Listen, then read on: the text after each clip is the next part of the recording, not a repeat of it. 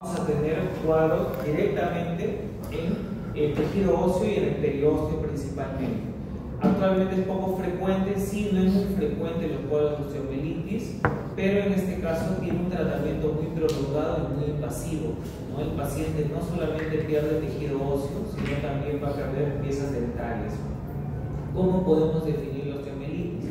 Es una enfermedad inflamatoria del tejido óseo y la médula ocasionada por la acumulación de bacterias, micobacterias y hongos que pueden provocar necrosis y formación de secuestros óseos. Los secuestros óseos son las únicas lesiones que nosotros vamos a encontrar en una radiografía, sea periapical o sea panorámica. Eso sí ya lo han visto en la genealogía, ¿sí?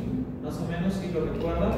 Va a involucrar corticales adyacentes y tejidos periostales. Ahora, ¿cómo es el manejo clínico? Cuando nosotros tenemos un paciente ya diagnosticado con osteomielitis, tenemos que saber qué bacterias están presentes dependiendo del cuadro que va a tener para poder recetar antibióticos.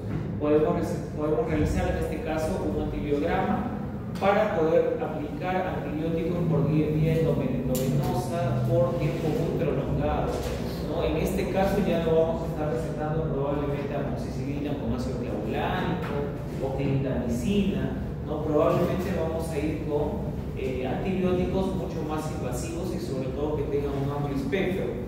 La remoción de la infección va a ser necesaria y la decorticalización de los maxilares vamos a tener sin eliminar gran cantidad de tejido óseo. Una probable resección y reconstrucción del hueso afectado luego de controlar la infección porque se pierde parte del hueso maxilar mandibular y casi siempre tenemos que hacer un drenaje y debridamiento incluyendo la secuestrectomía. ¿Eso qué quiere decir? Nosotros vamos a retirar tejido óseo junto con el endosteo, el periósteo y también las piezas dentarias que están involucradas cerca a la zona, pero depende, ¿no? Vamos a tener situaciones clínicas donde para asegurarme que el cuadro de osteomielitis está remitido y esté solucionado, tenga que retirar más piezas adyacentes a la lesión. ¿Cuándo es más frecuente? Prácticamente a nivel de la mandíbula. ¿Por qué? Casi siempre nosotros vamos a extraer y tenemos más complicaciones en terceras molares, ¿no? Piezas 3.8, piezas 4.8, o también cuando nosotros tenemos exodoncias en piezas de la mandíbula, nosotros tenemos un hueso más esponjoso, más compacto. En la mandíbula. Más compacto, por eso generalmente hacemos osteotomía, desgastamos tejido óseo, ¿no? Y si nosotros no esterilizamos correctamente el instrumental, si no administramos élimas, pasa por favor. Toma cierto, abonete adelante con el desayuno. Toma cierto. Si en algunas ocasiones nosotros desgastamos tejido óseo, vamos a tener inconvenientes también en la reparación. Va a estar asociada a enfermedades sistémicas como diabetes, inmunosupresión, o malnutrición o pacientes que tengan VIH. Ahora, este punto sí es importante. Medicamentos relacionados, esteroides, agentes quimioterápico o bifosfonatos. Deben haber escuchado, por ejemplo, sobre los bifosfonatos en farmacología. Más o menos que han escuchado. ¿Para qué son los bifosfonatos? Para los pacientes que tienen osteoporosis, ¿no? Pero ¿cuál sería la relación entre los bifosfonatos y cuadros de osteomielitis? Cuando tenemos una infección en el tejido óseo, automáticamente nosotros tenemos osteoblastos, osteocitos y osteoclastos, ¿no? Todo el hueso empieza a formarse y ¿qué es lo que hace el sistema inmunológico? Trata de formar tejido óseo, ¿no? Pero ¿qué pasa con los pacientes que tienen en este caso ingesta de bifosfonatos? ¿Qué es lo que va a aumentar para un paciente con osteoporosis? Los osteoclastos. A ver, un paciente con osteoporosis es un paciente que tiene mucha reabsorción a nivel de tejido óseo, ¿no? En huesos largos, no tiene nada que ver con los maxilares. Entonces, ¿qué pasa con un paciente que toma bifosfonatos? Es un paciente que va a aumentar en este caso la cantidad de osteoclastos, porque necesitamos osteoclastos, escuché. Sí, osteoclastos, es otro osteoclastos. Ya dice blastos. No, yo escuché blastos. Entonces, ¿qué pasa con estos pacientes, no? Los pacientes al tomar bifosfonatos aumentan la cantidad de osteoblastos. Si es un tejido que esté infectado, vamos a tener mayor progresión de cuadros femeninos, se va a exacerbar mucho más el cuadro femenino. Terapia con irradiación, osteopetrosis y patología ósea, sí. Pacientes que, por ejemplo, sufren de radioterapia de cabeza y cuello, deben haber escuchado, por ejemplo, que estos pacientes son más propensos a tener una alteración en el cambio de formación ósea, de osteoblastos y osteoclastos. Muchos de ellos sufren un cuadro posteriormente que se llama osteoradionecrosis. Es más propenso el hueso a poderse fracturar, ¿no? Ahora, ¿qué es lo que nosotros podemos hablar de la fisiopatología? Si tenemos el cuadro de infección, vamos a tener un proceso inflamatorio, obviamente desencadenado por bacterias, un aumento del flujo sanguíneo, por lo tanto vamos a tener rubor, calor en la zona, presencia de leucocitos, ¿no? Tejido en este caso, básicamente nosotros identificamos como pus en la zona a trabajar, y vamos a tener principalmente esa pus que va a salir por los tejidos blandos, por fístulas intraorales y extraorales, y nosotros ya sabemos que vamos a tener espacios primarios y secundarios, ¿no? Los espacios primarios se van a ver afectados ya cuando nosotros estamos hablando a nivel extraoral. A nivel intraoral, las fístulas casi siempre las vamos a tener a nivel vestibular, ¿no? Porque tenemos un tejido óseo menos resistente, menos compacto. La presión intramedular elevada que disminuye aún más es el suministro de sangre a esta región. Claro, vamos a tener vasodilatación en la mayoría de las pacientes. Ahora, respecto a los microorganismos que podamos encontrar en esta zona, como sabemos, la boca tiene millones de bacterias. Vamos a tener estafilococos, que es el principal patógeno de la enfermedad maxilar, ¿no? El estafilococos aureus, que es el principal en este caso. Infecciones en boca.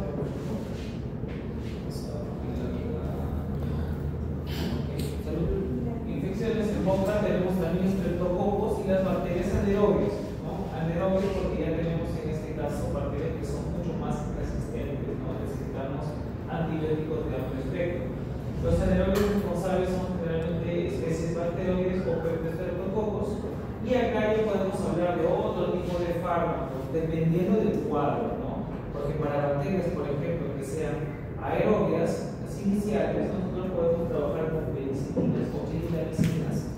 Y si tenemos ya la necesidad de usar amplio espectro en un fármaco, podemos trabajar con metronidazol, por ejemplo, pero por vía endovenosa, porque la vía oral no va a hacer absolutamente nada. La terapia antimicrobiana definitiva va a estar basada en un cultivo. ¿Qué es lo que se hace en estos casos? Muchas veces se puede hacer una biopsia, hacemos aspiración por aguja fina y esto lo mandamos al patólogo. El patólogo va a hacer en este caso el estudio para establecer un cultivo y saber qué bacterias son las que tenemos principalmente.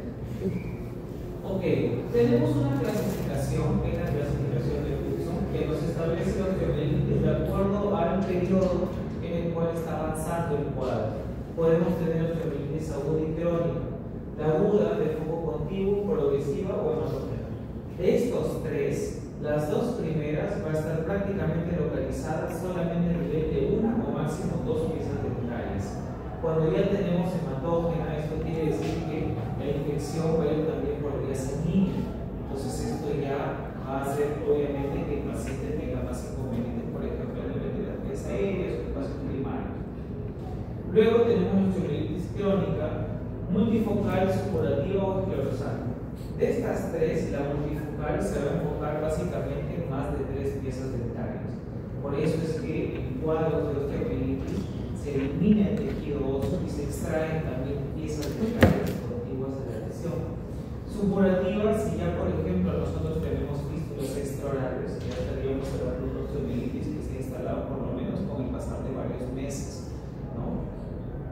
Y por ejemplo tenemos también la esclerosante, que no es muy común, pero se caracteriza también por encontrarla en pacientes jóvenes, cuando son adultos de diferencia de la multifocal o la supurativa. Y la encontramos también con mayor facilidad en imágenes, en exámenes radiográficos, porque encontramos como características clínicas gran cantidad de secuestros óseos. Esto lo podemos identificar en una panorámica, ustedes lo van a tener aquí. Antes de hablar de esta parte de acá, quiero hacer énfasis aquí para regresar y entender un poco más. Ustedes han hecho todavía no han hecho extracciones, ¿cierto? Pero sí les han hecho extracciones ustedes, me imagino. Nosotros, casi siempre, más del 50% de probabilidad de casos de que tengamos una osteomielitis es por exodoncias, ¿no? Por exodoncias. Si nosotros hacemos una extracción y el paciente, por ejemplo, tiene dolor a los 7 días, a los 15 días o a los 20 días, eso ya no es normal. Probablemente está pasando algo a nivel del alveolo donde hemos hecho la extracción. Por eso podemos encontrar el primer cuadro que podría ser una alveolitis húmeda, ¿no? En la alveolitis húmeda vamos a tener una complicación postoperatoria tras la extracción de un diente. Se da especialmente a nivel de las molares y tenemos presencia de un coágulo, a diferencia del otro cuadro que es la alveolitis seca. La alveolitis húmeda quiere decir que el coágulo se va a infectar, ¿no? Y vamos a tener dolor. Por lo tanto, va a haber también supuración. Aparte de ello, vamos a tener signos característicos de la alveolitis húmeda que tenemos que tratarla, porque si no tratamos la alveolitis húmeda, sí puede desencadenar una osteomielitis. Bien, porque es hueso.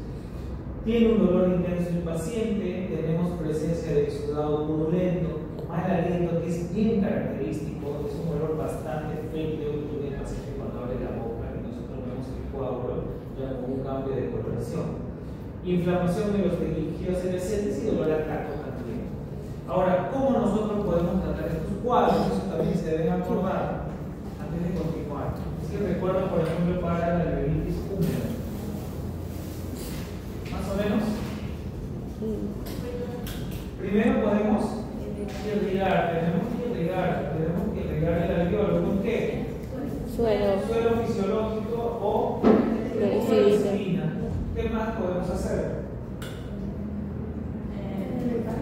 Podemos hacer un curetaje también del alveolo, sí, porque ese es un alveolo que está infectado.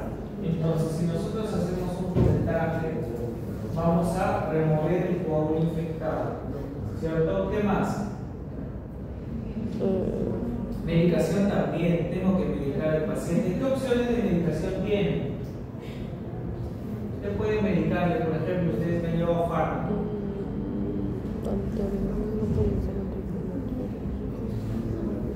Han llevado fármaco. ¿Te acuerdas? Sí, tú. Cuéntame, ¿qué le recetas? ¿Te acuerdas los miligramos? 500 de. ¿Y a veces diabolánico cuántos miligramos? 250. La cantidad de horas, más o menos. Cada 8 horas. Una cada 8 horas en promedio. ¿Cuántos días podemos administrar?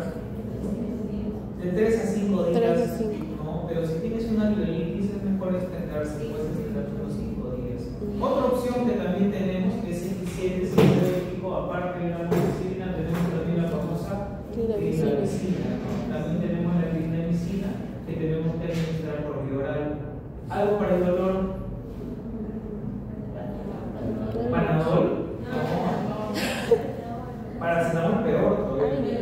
No le va a hacer nada. Meroxicam. Otro.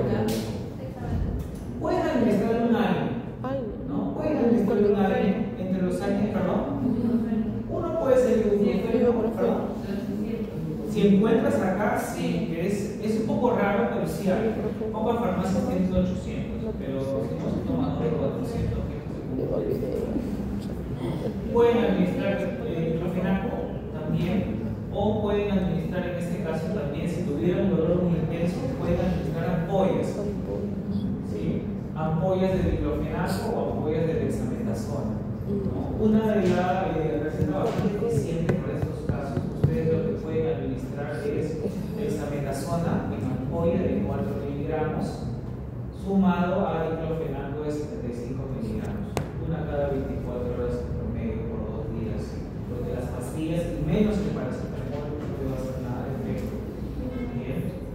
Entonces, es lo que tienen que hacer, aparte de tomar una radiografía, porque ustedes, por ejemplo, si hacen, imagínense que hacen la extracción y ven al paciente después de unas 3 semanas o un mes, ya ese paciente ya está cargando los osteomielitis, ¿no? Ya no es una alveolitis. Bien. Diferente a la alveolitis seca. Cuando nosotros No. ¿Qué características tenemos en la alveolitis seca? Tenemos una degradación del coágulo de manera íntegra, una fibrinólisis, ¿no? En este caso, la fibrina que estaba en el coágulo se ha desprendido, y tenemos exposición de hueso.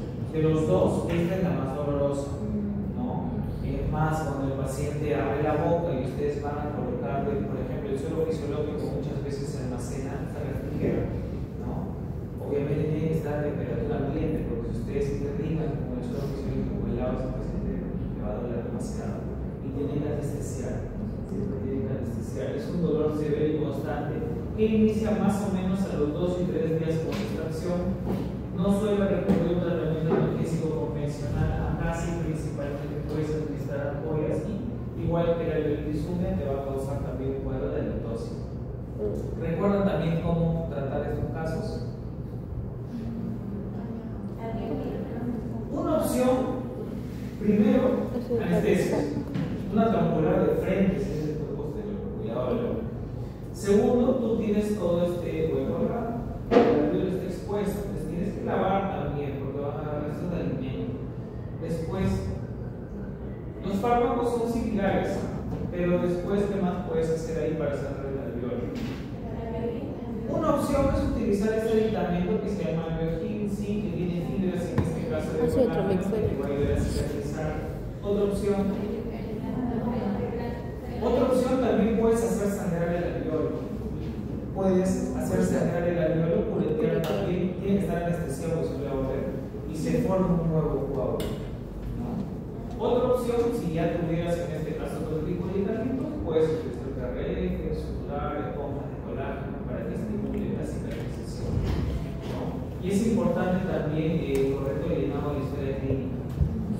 Creo que les conté a algunos de ustedes, pero personalmente a mí me pasó que yo estaba en 4 remolares y la paciente me llamó después de 2 días y me llamó porque tenía un dolor intenso, y cuando yo la veo, el alveolo está expuesto. Pero ella no me había dicho que sí tomaba pastillas anticonceptivas. Las pastillas anticonceptivas sí te degradan rápidamente y se desprende la fibra de colágeno. ¿Sí? Listo, ahora sí, regresamos acá. Sí.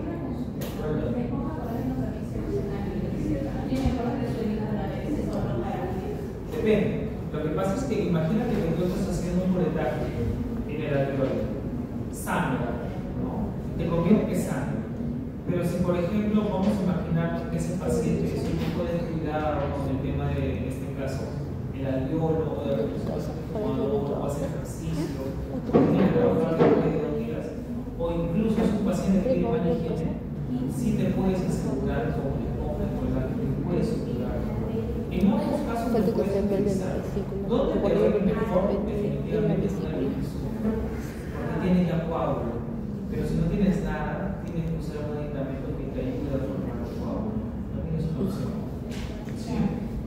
Entonces, una alveolitis no tratada, sea seca o sea húmeda, que puedes encadenar en una osteomielitis, ¿no? Entonces, ¿cuáles son los signos y síntomas cuando nosotros ya tenemos el cuadro avanzado?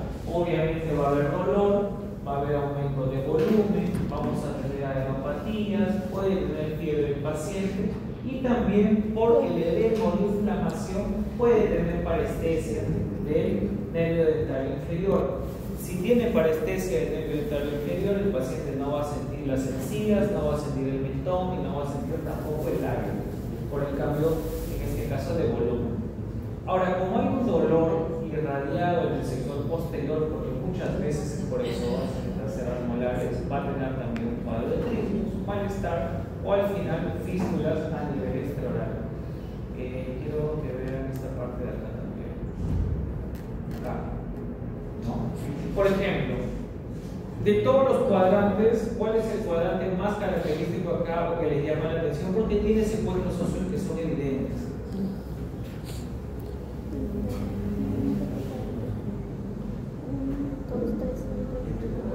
El tercer cuadrante. ¿Qué encuentras en el tercer cuadrante?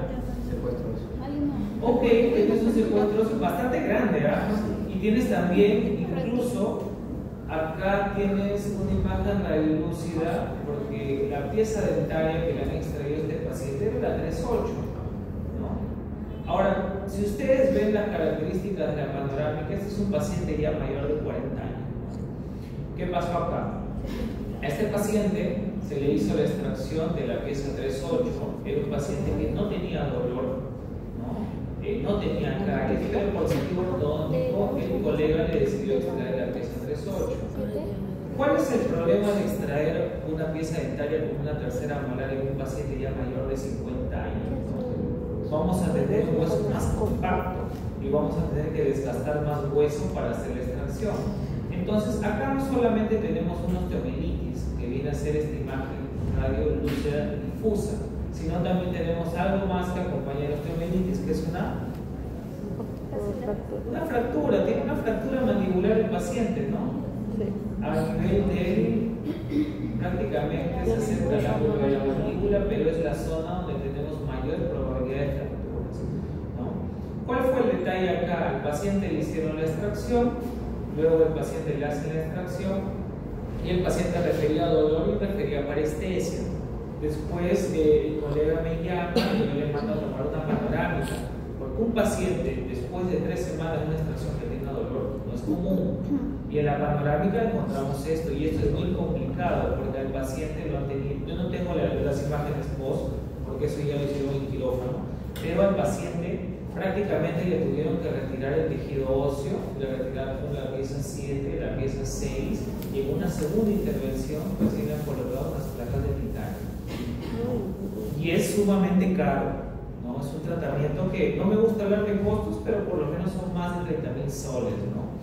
Se trabaja en clínica. Miren, por no tener criterio y retirar terceras molares, en realidad sin la necesidad de hacerlo, ¿no? Es un paciente mayor. Muchas de estas piezas quedan retenidas en el maxilar. ¿Bien?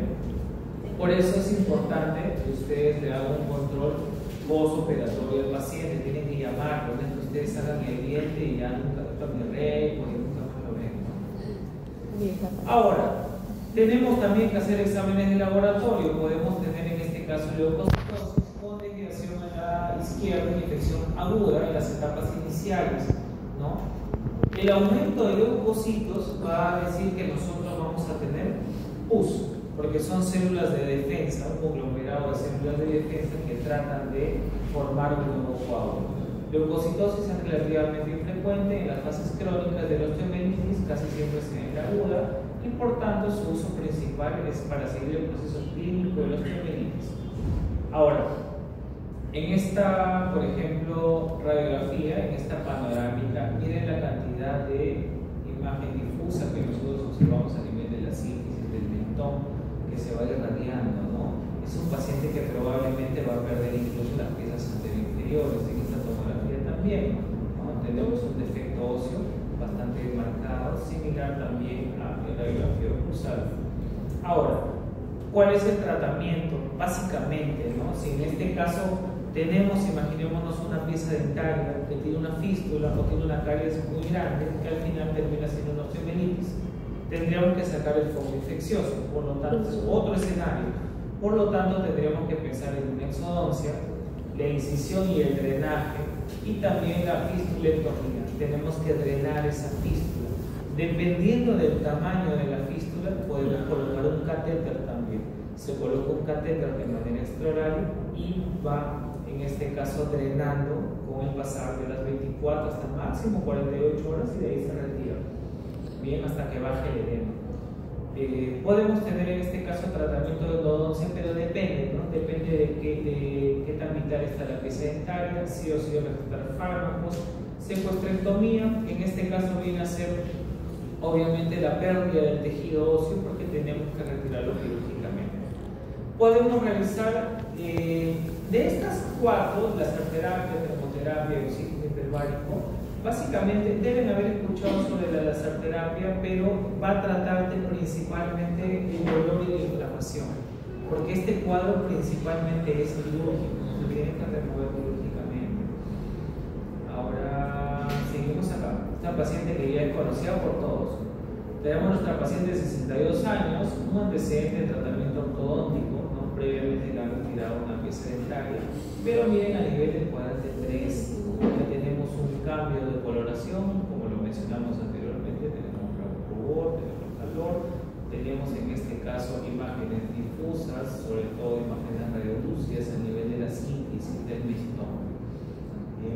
Dependiendo de la extensión, se evidencia si es que vamos a poder retirar piezas dentarias que guardan relación con la infección. Si no, nosotros vamos a trabajar solamente a nivel localizado, solamente a nivel de la zona de la síntesis.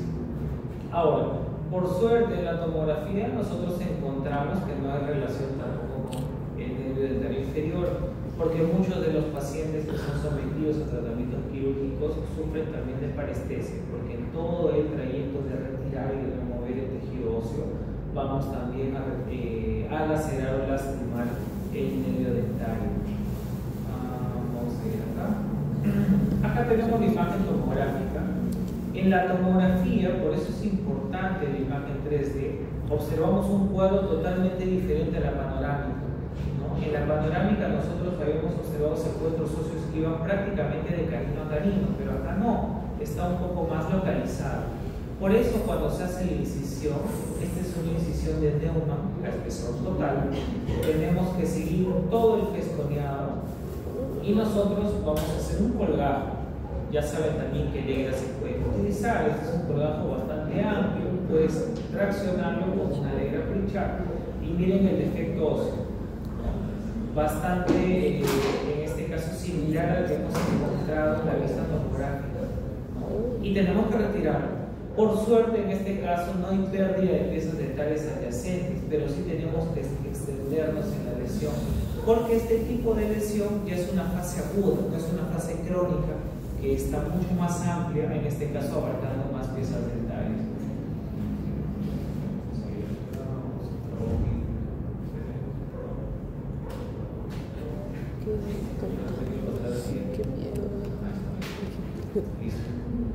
Ahora, esta es la otra fase extraoral, ¿no? Intraoralmente ustedes pueden retirar, está bien, van a retirar toda la cantidad de huesos necróticos que encontremos, pero en la zona vestibular, en las fascias prácticamente, porque este es nivel extraoral, tenemos que drenar también.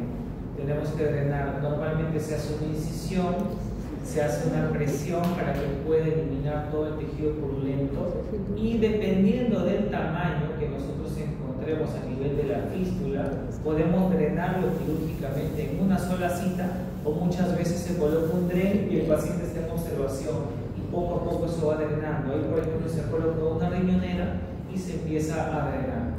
Posteriormente ya se va a trabajar el tema de la sutura. Y este paciente obviamente tiene que estar en observación. Tiene que estar en observación y vamos a tener antibióticos tanto por vía endovenosa como por vía oral. ¿Sí? ¿Alguna consulta, alguna duda hasta acá? ¿Bien? ¿Sí? ¿Todo tranquilo? Listo, vamos a esto es un poco más de lo que hemos conversado, ¿no? Siempre cuando tengamos el diagnóstico de una osteomielitis o nosotros sospechemos que tenemos una osteomielitis, tenemos que tomar principalmente la tomografía y los cortes que nos van a ayudar a ustedes ya saben, el corte axial, el corte segmental y también el corte coronal, lo que nos van a ayudar a ver la extensión. Por ejemplo, acá es totalmente diferente a lo que hemos visto en la panorámica, ¿no? Porque nosotros tenemos ya la infección pero mucho más localizada. Ahora, posteriormente, ¿qué se tendría que trabajar acá? Definitivamente un injerto de hueso, ¿no? Ahora, si la paciente quisiera rehabilitarse, esta paciente se quiere rehabilitar, ¿qué es lo que tiene que hacer? Una vez que se coloque el injerto, entonces más o menos debe haber escuchado cuánto tiempo tenemos que esperar. Más o menos han escuchado en promedio, es un promedio de unos 5 a 6 meses, ¿sí? Y luego se vuelve a tomar otro tipo de otra tomografía para volver a medir el hueso y ver si es viable. Acá tenemos otro tipo de caso, ¿no? Es una paciente también mayor de 60 años. Tenemos un antecedente de un mieloma múltiple. Hemos conversado que hay dos maneras, ¿no?, de tratar la osteomielitis. Una puede ser ocasionada por extracción y la otra puede ser también por una infección de los huesos maxilares por una pieza dentaria que no ha sido retirada en tiempo, como en este caso, ¿no? Miren, por ejemplo, la premolar, ¿no? Tenemos una pieza dentaria. ¿Qué características tiene clínicamente ese diente? Está tallado, ¿no? Es una pieza que está tallada. Ahora, ¿qué pasa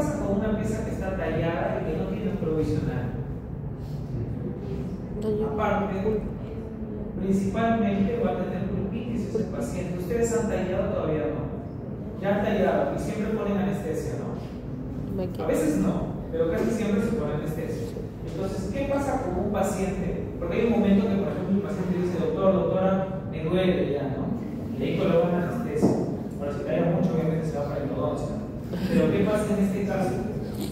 Es un diente provisional, un diente que tiene caries también. Por lo tanto, es una pulpitis y posteriormente una necrosis. Y miren cómo tenemos una infección a nivel del hueso maxilar, ¿no? Para ello, siempre es necesario, como hemos visto, tomar algunas tomografías, como estos cortes cervicales, ¿no?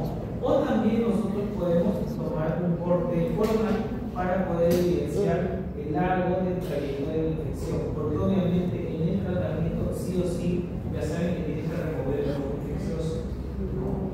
Miren acá, tenemos gran cantidad de placa dental, ya ha hecho una fístula, ¿no? A nivel extraoral y tenemos que retirar definitivamente el foco infeccioso. Ahora, dependiendo también, ¿no? qué tan extensa es la patología, ustedes pueden decidir desgastar o conservar más hueso. Por ejemplo, por suerte en este caso, a diferencia del otro, está localizado por una sola pieza dental, ¿no? Entonces el secuestro óseo y la lesión que ustedes van a encontrar en los maxilares es local, está generalizada y es aguda, no es crónica, como hemos visto. Entonces, con la remoción de la pieza dental el cuadro de podemos remitir. Bien, para todos, porque creo que solamente dos han ingresado, yo le voy a dar al agregar un libro